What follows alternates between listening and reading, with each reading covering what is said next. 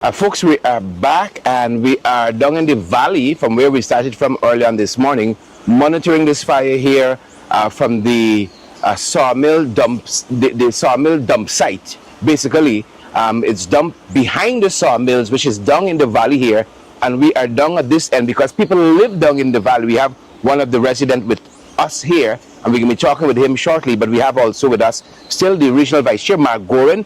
Mark, walk us through some of what we may have already covered, but persons might be viewing in, might be tuning in who are new, and we want to give them a sense of what's happening here on the ground. All right, I'm Sherrod. Good morning again to your viewers, and I just want to say to the viewer today I will be Sherrod Travis Chase, making sure that you don't go too close to danger. Thank you. Right, so right behind me, about approximately 50 feet behind me, you will see the smoke going up there. From yesterday we haven't come down here because of the blaze, but now that it would have eased up a little, you and myself and a resident down here in the valley, and what I was reporting is actually what I want to confirm to the viewers, that we are actually in a farm. My gentleman, what's your name, sir? Mr. Wrigley have been living down here for years. That is the creek there where he uses he get potable water from, and it's a little swampy, so we can't go to the swamp, but as he reported to us, the water is boiling hot right now that they have to use. And you can see right behind me, you can see you have sucker here, banana, plantain, bearing pine, and so onward. So this is his farm that he's been farming for years, and right there is where the sawmill dump their waste debris. And so from last night, and that's why I put out that advisory. Right over there, approximately 200 feet from this inferno, is where his house and other houses there. We will show those houses in a while. One person already reported to me that throughout the night, the smoke in yesterday, the smoke affected them greatly, right? And the fire was quite threatening, and the fire wheel had to came back here last night to make sure that they contain this fire directly behind me, because once it skipped over there, it's right into this. How we passed about 5 houses right there that was directly in the line of fire. And so going back all the way, we seen that thick smoke there is where the fire right behind you. You cannot see it from the footage, but I can see the fire still blazing right there in the valley. So we actually in the valley where all this blaze is taking place, and as I say, this valley is about 78 acres in total that is currently engulfed. And thankfully we're not in the dry season, because all of this would have already, if you notice the fire kicking up, you see the dark smoke right there. There's about 75 feet from me, look it going up. So we see the fire start catching back, and the fire is going up there again. You can cut the footage there, the fire caught back again. So that is what we focus on right now, to make sure that this resident that is right in the line of fire do not be affected, or the houses don't get engulfed in this inferno, because as I said before and report before, this fire will be burning for a number of days, and so we have to look at the impact assessment. I would have spoken with the Deputy Commissioner of the Forest, Forest Commission. Coming down on us.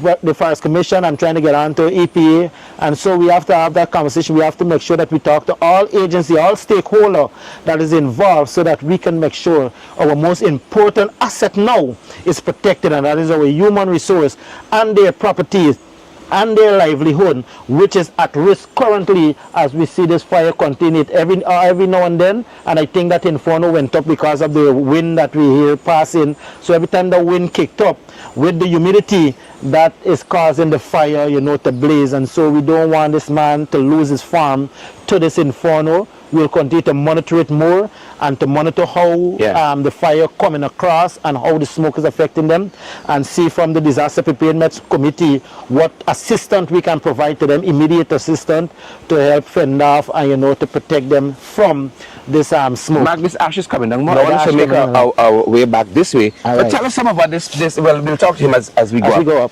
We got to climb back up. We were in the valley, as we said, which is behind the sawmills. And Mark is going to talk to that farmer in just a second. We can get some of that. We're climbing up, folks. But Mark told us earlier on about 20 acres here on the threat, about 8 acres on the fire right now. We're trying to get up. We got one of the farmers who live in this area with us, and I want to talk to him for a minute. Mark, you're going to hand me your mic. Yeah, and we see you just rip a nice big pine here. All the pine nuts, the person could see that you have your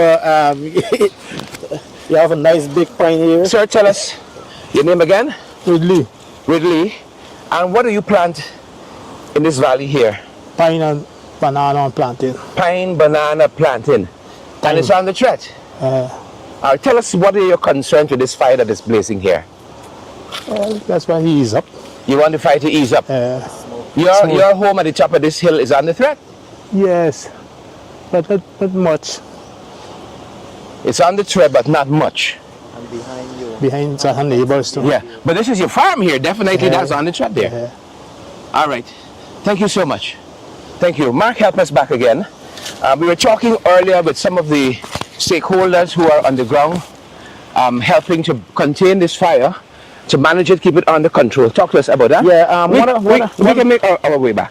One of the concerns currently, and I'm waiting for a team to come and meet me on the ground, we want to ask the sawmillers to halt operation, and so we can work on this collectively, because the fire service would have complained that the fire service would complain that the sawmill that is currently operating is not helping the efforts in helping to contain this fire.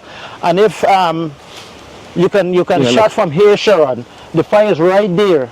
The house is right here. There's a number of houses right there. So it's just, based on my estimation, about 150 feet from where this fire is at the moment and where the houses are. And beyond us, there's a number of houses going down quicker. There's a creek. So person right along this creek, person's living and planting along this creek going out. So you can see clearly what I'm saying. This entire area is a watershed. And so person water is coming from that downstream, and with this fire and inferno that going on it and burning out this vegetation, this water actually can dry up. So there's a far more greater impact assessment need to be done. There's a far more danger that is happening because person downstream that is depending upon this water, and so you depend on this water too, especially when water is not coming. Yes, so they depend on also this creek here to supply water to their farms and so on. The people downstream, they also depend on this water. So with this inferno, this water going to dry up because the watershed is here. All these three, they are here importantly to make sure that this watershed is being protected and water is flowing, right? So you're seeing right there the smoke is coming through this bush in this area, going to the person resident, and that is our concern right now, to make sure that this fire doesn't spread over and come too close, threatening person. Of course, they were scared last night. One woman told me he was pretty scared last night because the inferno was so high and the smoke was so thick, affecting them through the night. You know, they was pretty much certified. We'll have to come last night during the night and make sure that we keep containing this fire. But nevertheless, we're in the ground. We'll monitor the situation. Mark, I know also you're trying to put together. Y'all are trying to put together a task force of sorts. The EPA, the Ghana Fire Service, stakeholders in the region here, to try and not only to contain and manage what's happening now, but in terms of having a even better response in the future. Exactly. Well, currently we have a disaster preparedness committee that's set up not just to deal with fire, but to deal with flooding and all the other aspects of disaster that may occur within the region, landslide and all those different things. You would have noticed, and this committee would have set up since in 2021 when we had that major flooding in Kokwani and other parts of Region 10. We would have set up that regional chairman, who is the chairman you notice over there. A number of houses, right in the line of fire. Right down that side, and we're heading up to the closest one, which is where the farmer lives. Yeah, so the farmer lives right here. He has his cherry tree, coconut, pear. And this is our fear that the fire comes down this way. Yeah, so all the smoke coming over and the ashes coming over here. You see right here alone, there are 5 houses in this immediate vicinity.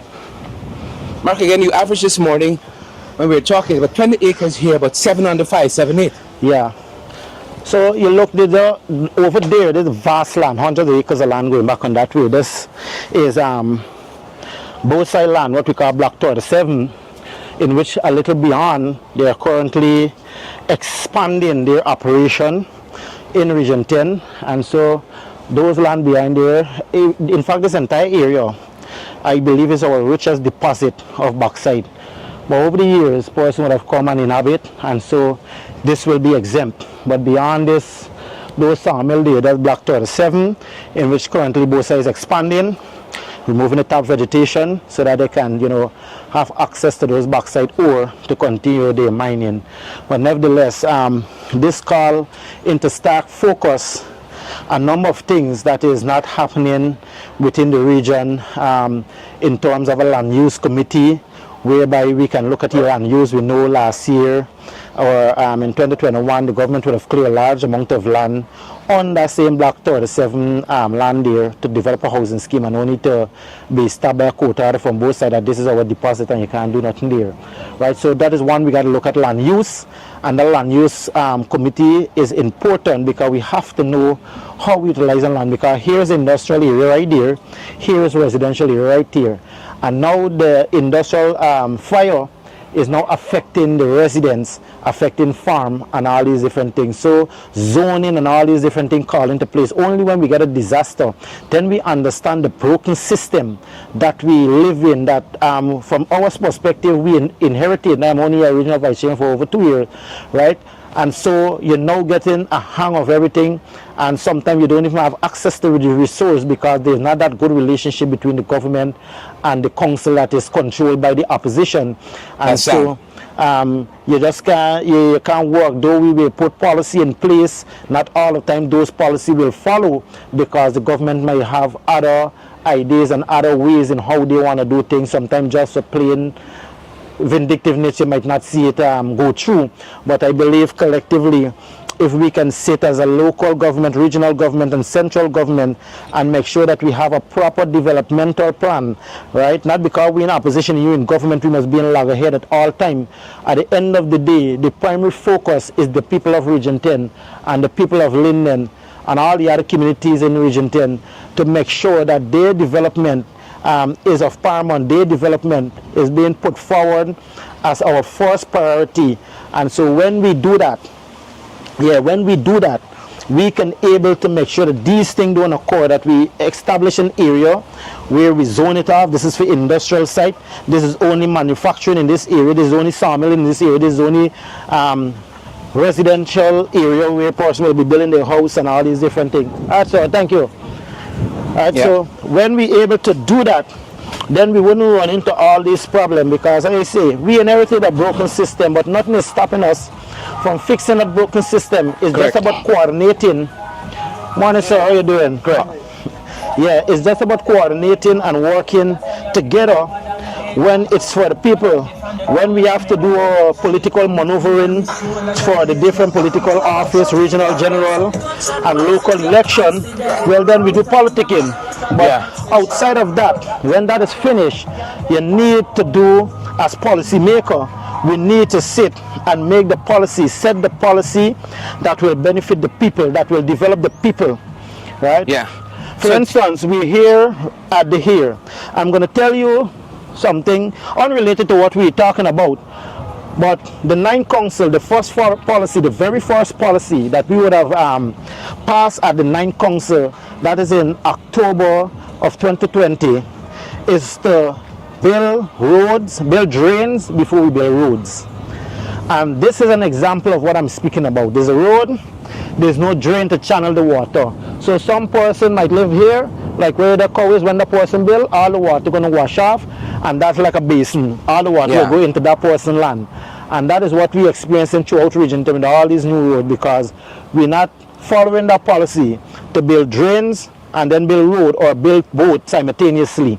If you can't do both, well, then do the drains first and then you come and do the road, so that you have a proper drainage system, interconnecting drainage system, that you know, well, a terrain runoff, so you're going to bring the drain here and you're going to bring the runoff water so that it can go along with the terrain. You're not going to just put the drain running up a terrain or so. So we make sure that even if the water going down on that side, there's a pipe somewhere where the land reach to the bottom, that a pipe at the bottom on the right side can pass the water over to the left to take it down the gully. So Mark, these are some of the homes exactly. Look behind me. us here. This is where the residents start from. The road starts from right there.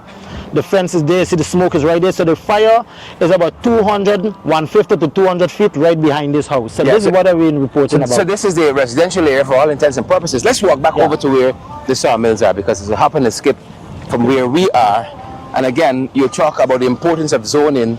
You don't see that importance until something like this happens, where you have industrial areas for sawmills and so on, and where you have residential areas and all of that. Some folks are coming back outside this of way. this residential area. There's still this woman here. She have a history on the use of this land and why they're here, and you know, she have no trespassing, private property. And you know, this land was given basically what she would have told me, and she was being bullied by the sawmill for her land. And you know, the gully start from right here. You see the slope going down, and so no, this area was put aside as a, as I say before, this is a watershed. As soon as you go down there, the water start draining into the creek. Right along this entire valley is a watershed. So at no time any land should have been issued here. This area should have never been an industrial area, of course. So this is the first house coming up from the sawmill area here. We're still in Amelia's ward on this side, still right? in Amelia's ward. There's the industrial zone, Amelia's ward, and on the right-hand side when you're going out of Linden. And so there's a cut. All this was under threat last night. Right, the fire wheel had to, I don't think this person's around currently, but this was under threat. The fire is directly behind this property here, and directly behind this other property. I believe, if I'm not lying, this property, one is the wife and one is the husband. Something to that effect in this area, right? I believe the land divide between husband and wife, because you know there was problem here. The woman, I think the wife would have called me because she was being bullied. I think she's here because she believes she was being bullied, or lands and survey would have illegally issued part of her land to one of the sawmill that is under threat. And so you know, I had to come here and pacify the situation on 2 occasions. I'm not seeing her. I don't know if she's around. The house is tightly locked, but I know I came here in terms of a dispute. And just beyond here is where the sawmills. Yeah, the sawmill is right here. The fire is directly behind this house here. Let's see if anything has changed. We see one of the fire attendants have come back. Maybe, as you said, they went to get some more water and come back now. Yeah, so forgive us if the wind has picked up a little bit. We've come out of the valley. Well, I thought the rain would have fallen, but the rain in Amelia's ward proper, very close to the main road here. Forestry, and I see me. And this is the first sawmill we meet from the area we've just come up from, all in Amelia's ward. And Mark, walk us back to those who are new to this issue. This is what, 24 hours since this fire started? No, this fire started more than 48 hours now. We're into the 72 hours now. We're going into. Let's get to the end and survey the valley from where we've come up from. Over on the eastern, I want person to understand that over a 2-decade period where sawmill was being operating over on the eastern side, stuff been thrown in this thing, and I believe over the years it started to operate as a landfill, which it should not have been. But over the years, the sawdust and all the other debris being dumped here created a compose down there. And if you know, when sawdust is tightly packed, it gets hot, and when it gets hot it produces gas. So there's a lot of methane and so produced in this area over the years. So this is all fuel for this fire over the past 2 days. So this is the area we started our broadcast from early on this morning, and we're back here now. The fire has picked up. Yeah, I see the fire blazing over on that one side. A lot of smoke here. The wind has picked up. That's what I really meant to say. The wind has picked up a little bit. Yeah, so from fire too. Yeah, so for a person who would now join and not want to understand what is happening, the fire would have started in the valley, and then it would have slowly crept up to the sawmills over on the other side, and that is when the threat starts, right? Person might want to say, I see somebody, you know, was commenting, I shared my post and said, you're saying the fire is there for 48 hours, but the fire does start the other day, but the fire only started threatening when it being known, but the fire was going on before, and so I believe almost 72 hours this fire was going on for this fire started. So now where we started right at the bottom of this valley, and now we are at the top. Right where I was standing, I could have seen this shed. So I was standing right at the bottom. There is a farm, right? I thought it was far up, but the farm is actually about 20 feet from where we see this inferno currently, and the house is at about 200 feet. Is the guy that we just was as his resident. There is his roof showing there, and his farm is right there. So right at the bottom there, farm is that is under threat. You have dasheen, you have pine, you have plantain and banana that is currently cultivating, and the water is currently boiling in the creek down there. The water is pretty much hot. When he shoves his hand in the water, he pull it out back because the water is hot. Right, it's like a hot spring at the bottom there right now because this entire watershed is on fire. I want person to understand that this is a watershed area, and as I say before, this should have never been an industrial site. This area should have been protected as a watershed, and now it become an inferno in whereby person farm and person house is under threat. So yesterday before it get dark, the firemen and the proprietor of this business would have coordinated and would have dig this trench here about 15 feet deep to get to the sun so that the fire does not come cross, and this is how they contain the fire over the night. And this trench went right away wrong straight to protect these two sawmill, and then there's a space, then the other sawmill is coming right away wrong. So currently what we're doing is to coordinate with forestry to have a temporary halt on all sawmill in operation within the area until we can get a grip on this fire and understand the impact that it would have done to the environment. So until we do that, then the sawmill can continue working. But right now we need a collective effort to make sure that we contain and this fire is properly put out, because currently their sawmilling, dust is flying and it is not helping. I'm seeing right now fire is blazing in there, fire is blazing over there, fire is blazing in the center there. And according to the firemen who are the expert in fire, they currently operating is not helping this situation. And so the forestry officer, I just see the vehicle pull up there. Right after this I will speak with them so that we can have a temporary halt with the sawmill, and to make sure that we put all hands on deck to have a collective effort to make sure that this fire is contained and it does not affect our resident that is down the line, down the street. Farmers and the farmers and the other folks, they're 200 feet from here. Yeah. I think it was 400 feet, but it's not 400 feet. It's 200 or less feet right over there, these houses. So if this fire should breach and continue along there, there's person, there's children, we pass there, there's 5 houses directly in one vicinity that is under threat, and then we saw the other houses going down the valley following the creek. So I believe, based on my assessment and based on how I assess contour and so, right along this creek, which is being drained into the Karakara Creek and then into the Damwar River, person is losing this water downstream, and so what is happening here will affect a lot of person downstream, and that is what we don't understand most time when authorities come and they're putting system in place and how to govern and how to manage these things. Person may believe and say they're getting a fight down, but it's not a fight down. We are actually protecting people that downstream. And in forestry, anybody who know for forestry, who work in forestry, who do forestry work, know that forestry is being governed by a code of practice in which those strict code is being enacted for you to follow and regulation for you to follow,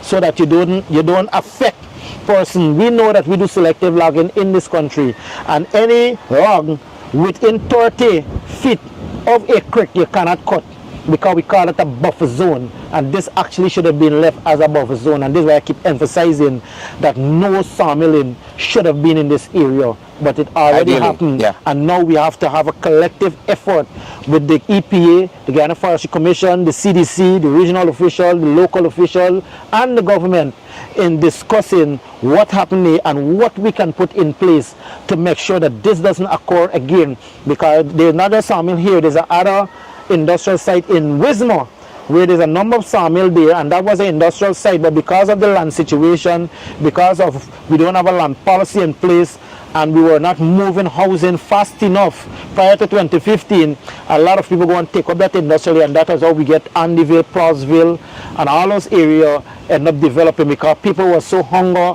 for land that they just go and take up those land. So the sawmills in front and people behind. So we could very much see something like this happening on the Wisma shore. So the conversation now is right, or is now supposed to start, because the time now is right for us to, deal with what happened here. This here that happened should have never happened, but it happened, and so we have to deal with it now. Moving forward. I know you're putting together that stakeholders meeting. Yeah, going forward, I am putting together a stakeholder meeting. I just spoke with the chairman, I spoke with the deputy mayor, the deputy commissioner of forests. Waiting to have some other word with the EPA, CDC, and so we're going to put together outside of our disaster preparedness committee. That is a stakeholder meeting, and then we will also have a meeting with the sawmillers in terms of their responsibility to the environment, right? Because this is not supposed to happen from a person of forestry background. This is not supposed to happen. We're supposed to have a designated or identified designated area for a person at the end of the day to take their waste material and dump it. We know according to your license you're not supposed to be doing burning, so this is the reason why this would have backed up over the years, because sawmill not supposed to be burning their waste. But now we have a case where we have to have a designated area developed to make sure that waste is properly being disposed of. And to note, one of the things that we miss here, if this was China, none of this would have been left, because this is thousands of cubic meters of waste they use from the sawdust and make tents and make tables and all these things, all this strip wood they use and utilize.